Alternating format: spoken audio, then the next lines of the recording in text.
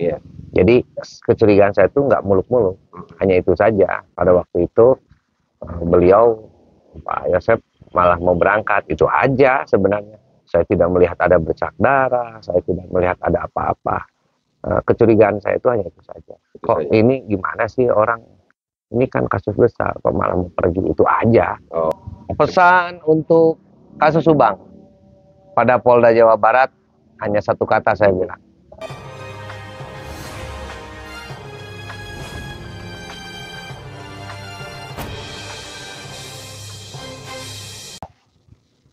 halo, assalamualaikum warahmatullahi wabarakatuh. Salam sejahtera bagi kita semua. Salam Om Swastiastu, Namo Buddhaya, Salam Kebajikan. Teman-teman semuanya, kembali bersama saya, Heri Susanto. Namun kali ini di depan saya sudah ada Kang Indra Jainal Alim ya. Sangat lama sekali Kang Indra tidak muncul di layar TV saya nih. Oleh karena itu banyak hal tentunya yang saya ingin tanyakan kepada Kang Indra. Gimana Kang Indra, sehat? Sehat. Nah, Kang Heri. ini Kang Oi ini. Aduh, Kang Indra, banyak sekali yang saya ingin tanyakan kepada Kang Indra. Yang pertama terkait perkembangan kasus Subang nih, karena memang Kang Indra juga dulu sangat aktif sekali nih ya, mewartakan kasus Subang juga ini dulu nih. Selain itu juga, ya, dan tentunya Kang Indra juga sebagai saksi di dalam kasus Subang. Nah, selain itu juga sangat ramai sekali nih. Sekarang dibincangkan ya, Kang Indra mau mencalonkan menjadi Bupati Subang.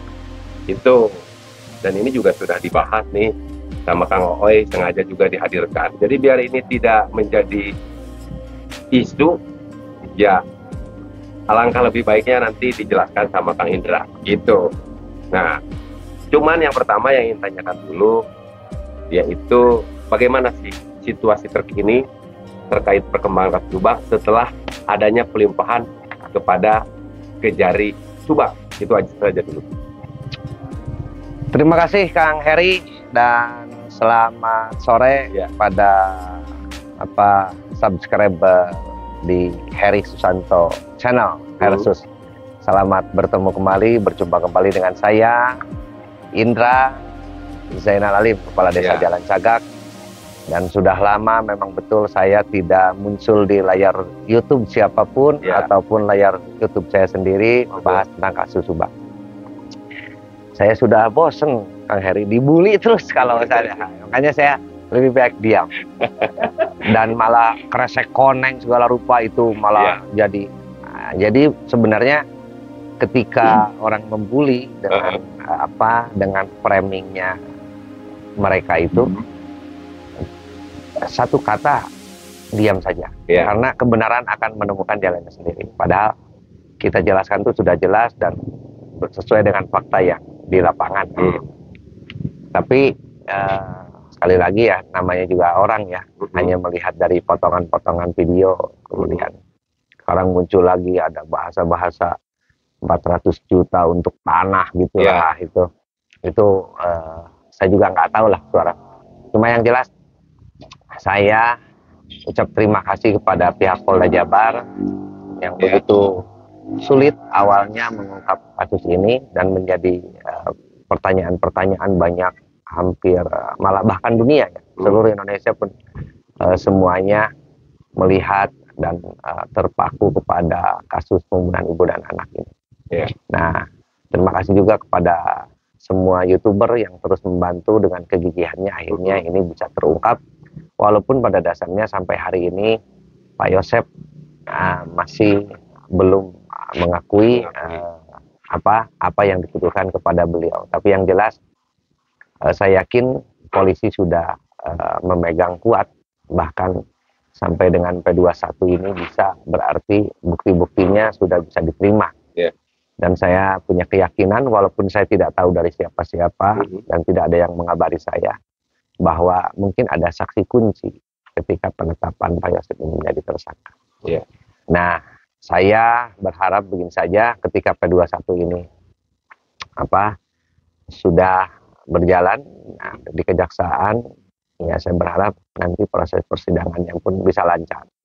Dan hal-hal yang menjadi penasaran pihak publik itu bisa terjawab dan kalau memuaskan sih susah ya, karena punya opini masing-masing. Iya. Tapi yang jelas apa yang sudah dilakukan oleh pihak kepolisian dalam ini Polda Jabar, Pak Kombes Surawan yang begitu gigih mengungkap kasus ini dan akhirnya bisa membuktikan bahwa apa yang dilakukan pihak kepolisian selama ini tidak main-main. Itu saja. Tidak main-main. Begini, ada satu lagi nih, belum saya nanti ada hal yang ditanyakan yang memang ini penting juga untuk disampaikan, karena banyak juga yang ada di salah satu komentar saya yang menanyakan terkait kebenaran itu. Tetapi sebelumnya saya ingin tahu dulu nih Pak Indra nih, dulu kan seingat saya di Polda mungkin sempat ramai juga ya, saya tahu Pak Indra adalah teman baik dari Pak Rohman, tapi waktu itu pernah ada sebuah statement yang disampaikan bahwa apa yang disampaikan oleh Kang Indra itu istilahnya bisa dikatakan framing dan lain sebagainya kepada kliennya yaitu Pak Yosef. Nah, sekarang kan situasinya sudah berbeda.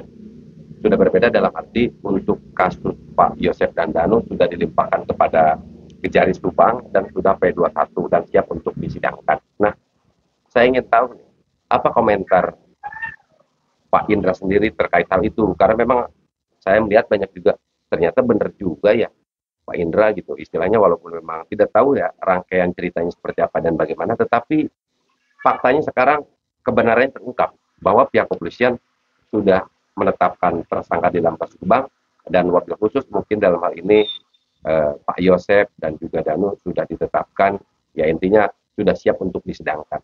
Nah, untuk menanggapi hal ini bagaimana sedikit Pak Indra terhadap apa yang disampaikan oleh Pak Roman misalkan?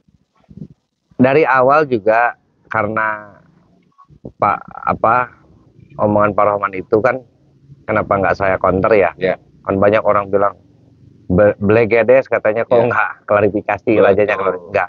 Karena begini, pembicaraan itu hanya pembicaraan antara kami dua sahabat. Yeah. Beliau nanya ke saya, bro, sebenarnya curiga ke saha gitu. Yeah. Ya saya bilang pada waktu itu saya curiga ke Pak Yosef. Hanya itu saja, dan saya tidak pernah bilang sekalipun ke Kang Heri. Saya tidak pernah menjelaskan di YouTube manapun bahwa saya secara terang-terangan mencurigai salah satu dari semua yang dicurigai kan, tidak.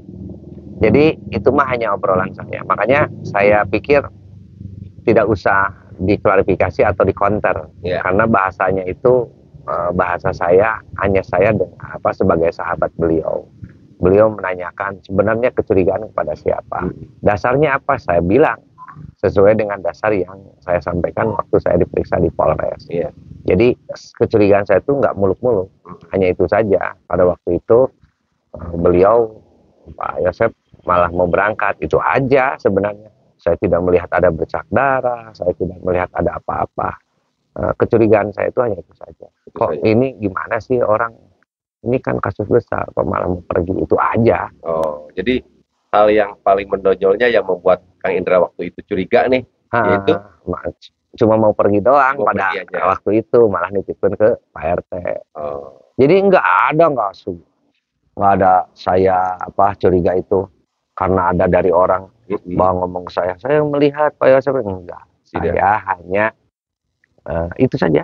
Nah, lalu sekarang nih, karena dulu kan saya juga melihat bahwa Kang Rohman di sini juga sering tampil nih, memberikan klarifikasi dan lain sebagainya ya terkait perkembangan kasus Subang dalam rangka mendampingi kliennya yaitu Pak Yosef. Tapi sekarang hubungannya gimana nih, jujur saja nih, hubungan Kang Indra setelah adanya sebuah statement yang disampaikan di Polda loh, itu di semua media ada. Bagaimana hubungan Kang Indra sendiri dengan Pak Rohman saat ini? Baik-baik saja. Komunikasi masih. Cuma beliau sudah lama nggak ke desa. Komunikasi kita baik karena kita memang persahabatan dengan Pak Rohman itu sudah lama, sebelum hampir 3 tahun lah sebelum kejadian ini terjadi. Kemudian ketika kejadian ini terjadi, beliau juga memberitahukan awalnya ke saya bahwa beliau ditunjuk oleh keluarga Pak Yosef untuk mendampingi Pak Yosef. Saya bilang ya baguslah, supaya artinya hak Pak Yosef juga bisa didampingi oleh beliau itu, dan obrolan saya tidak lebih dari itu. Akhirnya kesini juga dari ketika banyak pembicaraan Danu yang seolah seperti keceplosan gitu kan. Nah dari situlah memang awal juga saya kan sering nanya ke Danu, sering nanya jangan ada yang ditutupi, tapi Danu ke Mugen ya tahu sendirilah Kang Heri kan, ya, yang bersama Danu begitu lama, malah saya juga sempat kesel gitu. Akhirnya kan ketika Danu tidak berterus terang, akhirnya ketika Kang Heri bawa Bang Topan, ya saya pasrahkan seluruhnya. Karena kan saya mencek bahasa Sunda mangges aral ya. Itu sudah begini akhirnya. Tapi tahu-tahu izin Allah mungkin. Ya, akhirnya Danu mengakui. Itu aja sebenarnya. Itu aja ya. Oke, sebelum lanjut ke hal yang ingin ditanyakan lagi mengenai perkembangan Subang, saya mendengar dari banyak orang juga lah, salah satunya juga dari Kang Oy yang kebetulan hadir saat ini. Katanya Kang Indra sekarang itu jadi istilahnya mau mencalonkan menjadi bupati itu bukan sebuah isu lagi kayaknya. Karena saya juga sudah melihat nih, sudah ada aransemen lagu dan lain sebagainya. Ini bagaimana ini? Coba dah dijelaskan biar semua ini menjadi terang ya, apalagi untuk warga Subang Selatan ini khususnya. Umumnya mungkin untuk warga Kabupaten Subang. Begini ya, Kang Heri. Awal saya menjabat jadi kepala desa 2019 ya. Kemudian saya merasakan kok begini jadi kepala desa itu. Jadi artinya kepala desa ini betul-betul sebagai pejuang yang harus seperti Superman. Tanpa ada perhatian khusus dari dalam hal ini pemerintahan daerah. Artinya seolah-olah kepala desa itu sekolah aku mana gitu. Yeah.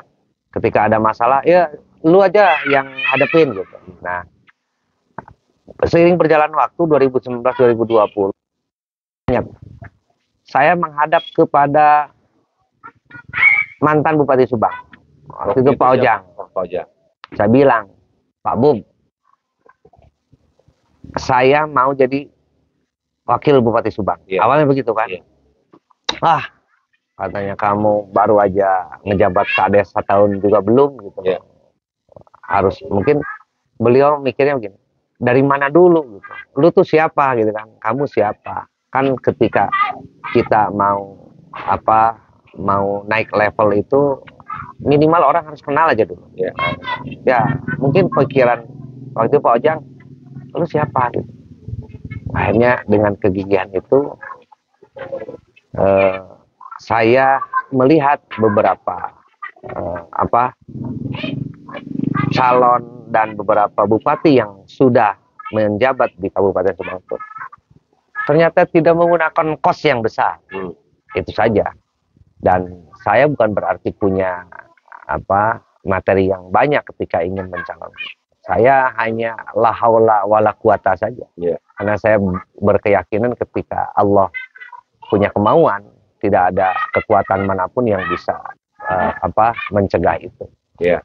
Nah, akhirnya saya juga lihat Pak Agus Maskoro Sadi, mantan wakil bupati yang kemarin itu. Beliau saya tahu orangnya biasa-biasa saja, tidak ada begitu wah atau pengusaha sebagai pengusaha. Beliau hanya seorang mantan dewan. Yeah. Tapi beliau bisa jadi. Nah, dari sanalah kemudian saya punya keyakinan tahun 2020 saya viral, masalah bantuan sosial, kemudian saya dikenal oleh banyak orang, khususnya Kabupaten Subang sampai luar daerah Kabupaten Subang. Nah, di sanalah kami akhirnya membentuk tim untuk menaikkan popularitas. Yeah. Ini ada kesempatan. Hanya saya bawalah Yang Oy ini sebagai tim kreator di bawah harus seperti apa yang saya lakukan. Berjalanlah selama 2 tahun itu, akhirnya saya sudah mulai terendus bahwa dan orang-orang sudah memanggil sampai hari ini Wabub, wakil bupati. Nah, terserah nanti saya. Kalau menurut Allah jadi bupati, ya saya jadi bupati. Kalau nanti harus menjadi wakil, ya saya jadi wakil. Kemudian perahu. Kalau perahu yang akan saya gunakan nanti banyak kok perahu mah. Di Patiman juga banyak perahu. Gitu ya. Enggak, maksudnya kalau perahu ini kan partai. Ini saya Kang Heri, ketika seorang Anies dicalonkan oleh Nasdem, menjadi calon presiden, mending kalau Pak Muhaimin itu punya partai PKB, Pak Anies punya apa? Beliau pernah berbicara, saya partai pun nggak punya, duit nggak ada, tapi kun payakun, Allah menjadikan Anies seorang calon presiden. Ya, walaupun toh pada akhirnya tidak jadi, sampai hari ini, walaupun belum ada penetapan KPU kan tidak. Nah, yang jelas dari hal-hal seperti itu, saya juga partai tidak punya, duit juga nggak ada. Saya hanya punya kekuatan apa? Pertama, kekuatan keyakinan saya ingin membangun Kabupaten Subang. Kedua, kekuatan rekan-rekan kepala desa yang mendambakan bahwa harus ada mantan kepala desa yang berada di pucuk pimpinan daerah. Minimal wakil bupati. Itu Kang Haris. Itu ya. Nah, lalu saya terkadang begini Pak Indra, saya juga sempat ngobrol dengan Kang Ooi. Itu Pak Indra mau mencalonkan diri menjadi wakil bupati. Nah, justru kalau dilihat dari apa yang Pak Indra sampaikan, bahwa memang ada mungkin dalam hal ini kita bicara saja dari para kepala desa ya, atau mungkin mantan kepala desa yang sekarang tergabung dalam abdesi ya, itu menginginkan untuk bagaimana ada salah satu mantan kepala desa menjadi pucuk pimpinan minimal di wakil bupati Subang. Nah, tapi kalau terkait sebuah kebijakan, tentunya berbeda ya, antar ini berbicara kapasitas ya, kapasitas bupati dan wakil bupati. Jadi kenapa gitu, Pak Indra tidak, kalau istilahnya saat inilah anggap jualannya tidak bupati saja, tidak hanya wakil bupati begitu. Alasannya kenapa gitu? Jualan maksudnya jualan? Maksudnya itu dalam hal ini bisa disebutkan jualan itu ya menjadikan saat ini ramai nih Pak Indra menjadi istilahnya punya niat. Kenapa tidak bupati saja? Ya, maksudnya itu. Gini, awal karena begini, kalau saya itu orangnya walaupun ini kayak setinggi langit gitu, tapi akal juga dipakai. Ya, rasional. Ketika saya harus menjadi jadi bupati gitu, awalnya kan begitu. Wah, ini sulit, mungkin nggak mungkin, paling juga saya wakil aja dulu kan gitu. Tapi ketika sekarang hasil dari survei tim kami, popularitas saya agak naik, baru popularitas ya, kita belum berbicara elektabilitas. Kenapa? Baliho pun belum dipasang. Gitu. Terus saya pun tidak punya partai. Nah, inilah akhirnya yang memberi kekuatan juga kepada saya, yang akhirnya kata-kata yang wabub itu, wakil bupati itu kan sudah terlanjur orang menganggap bahwa saya akan mencalonkan wabub kan. Makanya banyak sekarang dari para rekan kepala desa, kemudian media, ormas juga sudah jarang manggil ke saya itu kades atau ku, manggilnya wabub. Malah sempat waktu itu saya berjalan bareng dengan Pak Agus Maskur gitu di salah satu desa, pas keluar aparatur desanya mereka manggil saya Pak Wabub. Ketika melihat di pinggir saya ada Pak Agus Maskur, malu mereka, kok ada Pak Wabub yang asli. Jadi mudah-mudahan apa yang disampaikan mereka. Nah itu mungkin doa. Cuma sekarang kenapa saya kok nggak kejualan bupati? Ya itulah tadi, karena kalau mencek bahasa Sunda mah ngukur ka uzur ngaragap ka diri. Tapi kalau tuh sekarang ada kekuatan lain, datang seorang dari partai manapun, udah memberikan rekomendasi, partai kami mendukung Pak Indra menjadi bupati. Oke, tidak apa-apa. Saya siap. Dan hanya sudah punya visi misi Pak Kades. Saya simpel. Hanya hanya dua yang paling utama sebenarnya. Nanti yang terakhir adalah infrastruktur. Yang pertama adalah kesehatan, kedua pendidikan, baru infrastruktur. Dua ini sudah tercapai, yakin saya bilang, Kabupaten Subang sejahtera. Itu saja sebenarnya. Jadi tekudu muluk-muluk harus buat apa. Nanti ini kalau sudah tercapai, di perjalanan akan terlihat. Itu saja. Luar biasa sih. Sebetulnya ya, sekarang kan sudah jelas nih teman-teman semuanya bahwa betul sekali apa yang dibicarakan di channel saya dengan Kang Ooi. Sekarang kebetulan ada Kang Indranya ya juga, bahwa Kang Indra ini betul sekali mau mencalonkan diri, mau maju sebagai wakil bupati Subang. Ya, walaupun memang kita semua ketahui ya, saat ini Kang Indra belum ada di salah satu partai yang mungkin dapat mengusungnya ya. Jadi ya mudah-mudahan aja kalau seandainya nanti hasil surveinya bagus, banyak partai yang melamar untuk memberikan rekomendasi menjadi Ya itu. wakil bupati. Karena Anies pun ketika popularitas dan elektabilitas beliau bagus gitu, ya kan partai datang sendiri. Ya saya sekarang hanya menggunakan sistem gerakan cacing tanah saja. Yang penting indra ada di mana-mana kan itu. Orang tidak usah tahu bahwa kok si Anu sudah sampai di sana sih, kok lu udah sampai di sana. Enggak, orang nggak usah tahu. Yang penting ada gerakan cacing tanah. Dan saya berharap ketika ini terjadi gitu ya, saya anggap oleh warga masyarakat Kabupaten Subang masih muda. Padahal umur kan sudah mau 50 nih. Oh, 50 ya. Nah, banyak orang yang nanya, Pak Kades, kenapa kok nggak mau jadi dewan dulu gitu kan? Padahal rentetan dewan, saya bilang terlalu tua. Nanti semangatnya beda. Ketika saya sudah jadi dewan, semangat untuk membangun Subang itu beda. Nah, ketika saya sekarang masih ada darah mudanya gitu, walaupun sudah pemudanya sudah lewat kan, pemuda itu umur 45. Nah, tapi saya ingin membuktikan bahwa seperti halnya Gibran Rakabuming Raka ya. Kalau ada yang bupati yang mau mencalonkan, saya katakan, oh nanti PAN, Neng Parah mau naik, wakilnya Pak Indra. Saya sudah ada di sini, Neng Parah kan gitu. Oh Pak Ruhimat, jangan takut, Indra sudah ada di sini. Gitu. Saya pikir tadinya begini Pak Indra. Saya pikir nih Pak Indra tuh masuk dulu ke salah satu partai ya, walaupun perolehan kursinya misalkan di perolehan kursi yang anggota legislatifnya di DPRD Kabupaten Subang ada 3, 4, atau 5 ya. Jadi nanti itu bisa nelpon misalkan sama tadi disebutkan sama ketua DPD partai lain yang ada di Kabupaten Subang, misalkan ini mau bertemu nih siapa, Pak Indra. Oh apa ini Pak Indra siapa?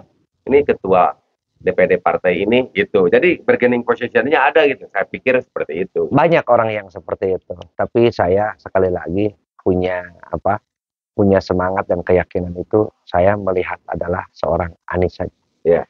Kemudian saya juga melihat seorang Ridwan Kamil. Ridwan Kamil siapa sebelum jadi wali kota? Kemudian ditemukan oleh Pak Prabowo. Diusunglah oleh Gerindra waktu itu menjadi wali kota. Jadi tidak melulu toh sekarang menjadi kader partai.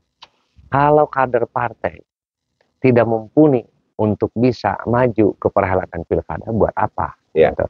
Tapi ketika ada di luar kader partai yang notabene bukan siapa-siapa, tapi bisa dan kemudian popularitas, elektabilitas bisa melebihi kader partai, mau tidak mau, partai harus mau mengikuti itu gitu loh. Karena setidaknya ketika partai mengusung itu kan, mana ada sih mau yang kalah, kan gitu. Nah itulah. Jadi saya punya keyakinan itu. Yang jelas saya punya keyakinan itu adalah dukungan dari rekan-rekan kepala desa yang mendambakan ada seorang kepala desa bisa memimpin di daerah. Nah, berbicara terkait itu, tanggapan Abdesi sendiri saat ini gimana nih? Sampai sekarang Abdesi masih belum menentukan sikap. Karena saya pun masih belum mau membawa mereka ke ranah ini, kan nanti politik betul. Yang jelas dukungan mereka hanya untuk saya saja. Artinya tidak usah dikeluarkan seperti halnya orang-orang Abdesi mendukung ini, nggak usah. Nah, nggak usah seperti itu. Karena apa? Karena memang rekomendasinya juga bisa dikatakan dari partai politiknya belum ada ya. Nanti pun itu akan bisa dikatakan akhirnya kepala desa berpolitik praktis lah atau apa. Saya tidak mau seperti itu. Yang jelas ada beberapa kekuatan yang sudah saya pegang. Jadi ketika orang ditanya, lo mau nyalon wabub, mau dibawa sama saya, lo punya apa? Punya duit nggak? Enggak. Nih gue punya ini gitu. Bukti bahwa saya didukung oleh siapa saja. Itu saja. Saya pikir, saya sangat senang sekali mendengar kabar ini. Saya pikir kan Pak Indra juga tahu ya. Saya juga habis mengikuti perhelatan politik di legislatif DPRD Kabupaten Subang. Waduh, Pak Indra nih saya melihat sudah mengaransemen sebuah lagu dan lain sebagainya. Saya pikir Pak Indra untuk persoalan isi tasnya nih, untuk ikut kontestasi di Pilbub Kabupaten Subang, ini persoalan isi tasnya kayaknya sudah penuh begitu. Jadi saya tadinya ke sini sambil kita bincang terkait perkembangan kasus Subang, bertanya juga tentang niatan Pak Indra Jana Alim untuk mengikuti kontestasi Pilgub Subang, dalam hal ini Wakil Bupati Subang, sambil tadinya saya juga mau pinjam duit ini terkait persoalan isi tas, begitu. Gimana nih? Jadi gini, masalah isi tas ya, sampai per hari ini saya terus terang. Kalau uang itu diayakin ayah gitu, diadakan ada, tidak ada pun tidak ada uang. Itulah yang menjadi kekuatan lagi dari saya. Ketika seorang seniman Subang, seorang Raka Abe, pencipta lagu nasional, Raka Abe nasional, menyumbangkan inspirasinya untuk seorang Indra tanpa dibayar. Tanpa dibayar. Raka Abe tanpa dibayar, beliau mau membuatkan sebuah. Bayangkan, penciptaan sebuah lagu itu harus berapa? Minimal di angka 10 juta lah harus menciptakan lagu. Ya goreng-goreng nah setiap kabupaten 5 juta. Beliau tidak. Beliau hanya minta ini, tolong minta untuk anak-anak yang tukang kendang. Nanti gitu. Oke, siap. Itu berarti bukti bahwa seniman, senior di Kabupaten Subang sudah mendukung seorang Indra untuk maju duduk di perhelatan pilkada. Ya terserah itu mau nanti jadi bupati atau wakil bupati. Nah itulah Pak Heri, dan saya yakin insya Allah permasalahan di bawah saya tahu betul karena saya rasakan per hari ini bagaimana perjuangan kepala desa ketika ada warganya yang sakit, bagaimana perjuangan kepala desa ketika ada warganya yang mau sekolah kemudian tidak punya biaya, sekolahnya apa yang tidak punya biaya, ya sekolah ke perguruan tinggi. Hal-hal itulah yang membuat nanti akan saya bawa bahwa, hei Dewan, inilah tugas kalian. Ini saya tahu semuanya. Kadang banyak tidak tepat sasaran itu karena, punten, maaf, banyak pemimpin yang sekarang itu tidak mulai dari bawah. Itu saja. Jadi padahal kebijakan yang dibuat itu nanti sering di bawah itu menjadi apa? Kesusahan. Kesusahan bagi para kepala desa. Itu saja. Oke, sekarang sudah sangat jelas sekali nih. Terakhir. Ya, apa? Silahkan. Dan untuk para ASN, jangan mengira nanti ketika saya jadi, itu Allah mengizinkan atau saya ikut berharap kemudian saya dijadikan mau bupati atau wakil, jangan punya pikiran bahwa saya akan sering membela kepada pemerintahan desa. Tidak. Saya pun akan seimbang. Jadi saya ada ketakutan juga sebab ada selentingan. Wah, nanti itu si Kades lalu menjadi ASN mual. Enggak. Karena saya tahu bagaimana perjuangan saudara-saudara apalagi yang dari kecamatan di bawah kemudian UPTD. Yang jadi sukuan seumur hidup diperjuangkan ya. Itulah. Jadi pokoknya mah sabubukna ke Subang. Sabubukna ke Subang. Sebetulnya tadi itu saya akan memberikan ruang kepada Kang Indra nih di akhir ya, sebelum saya closing, barangkali ada pesan. Karena memang yang pertama kita bahas adalah terkait perkembangan kasus Subang. Barangkali pesan untuk persoalan kasus Subang dulu nih. Silakan. Terus selanjutnya pesan kepada seluruh warga masyarakat Subang saja ini. Sekaligus lah ya. Karena konteksnya bukan Subang Selatan saja, tapi khusus kepada warga masyarakat Subang. Jadi sebelum closing, silahkan barangkali pesan dulu nih terkait perkembangan kasus Subang dan sekaligus pesan juga untuk warga masyarakat Subang. Monggo waktunya. Pesan untuk kasus Subang pada Polda Jawa Barat hanya satu kata saya bilang, gaskeun. Itu saja. Itu saja ya. Kemudian untuk warga Subang, saya ucapkan terima kasih karena perhelatan pemilu kemarin kita dalam keadaan aman, damai. Itu yang diharapkan oleh pemerintahan pusat dan diharapkan oleh negara kita bahwa walaupun berbeda pilihan tapi kita tetap satukan NKRI. Jadi saya berharap untuk warga Kabupaten Subang nanti pada perhelatan pilkada, seandainya saya masuk ke perhelatan ini kemudian menjadi calon bupati atau wakil bupati, amin, ya, kemudian saya terpilih, ingat, saya tidak akan merubah sikap saya akan betul-betul membela rakyat Subang, masyarakat Subang, Kalau omongan saya ini bohong, wani diriungkeun. Mantap. Gitu. Luar biasa. Jadi Pak Indra itu enaknya begini. Jadi saya tadi lagi serius juga tetap aja ada candaannya. Oke teman-teman, karena bincang kita sudah lama dan sebentar lagi kita akan mendengar azan maghrib ya. Dan Pak Indra juga tentunya banyak kegiatan sekali nih. Karena sekarang beliau selain jadi kepala desa juga sekarang beliau itu menjadi al-mukarram nih ya. Jadi pindah-pindah panggung gitu. Sekarang saya punya gelar baru, Ustadz Edan. Ustadz Edan. Karena Karang Tarunanya Karang Taruna Edan. Ya. Oke teman-teman, akhir kata wabillahi taufiq wal hidayah wa billahi barokah. Wassalamualaikum.